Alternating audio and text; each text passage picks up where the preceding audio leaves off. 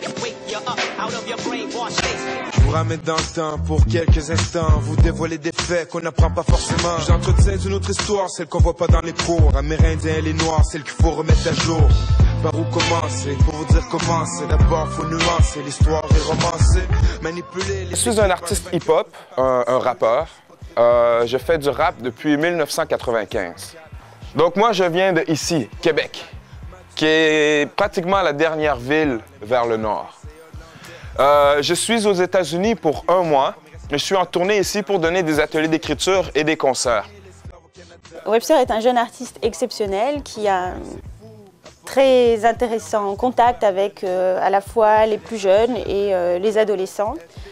C'est important pour nous d'amener dans la classe autre chose que de la langue française. Donc il vient pour parler de son art, pour parler un peu d'où il vient, c'est-à-dire du Québec, et d'échanger avec les jeunes sa passion pour ce qu'il fait depuis maintenant 17 ans, c'est-à-dire rapper des textes en français.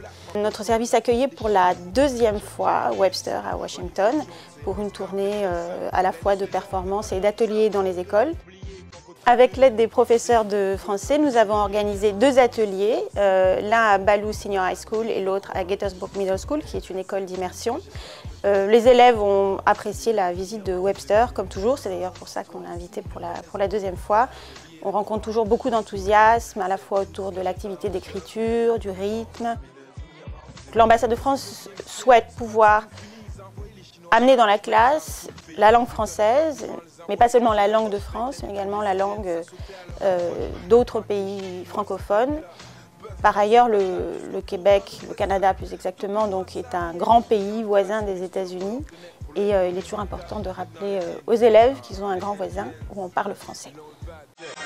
J'exprime ma gratitude pour tous ces héros oubliés, restés vaillamment au front tandis que les autres se repliaient. Les fondations de l'éducation, c'est les racines du peuplier, des jardiniers attentionnés.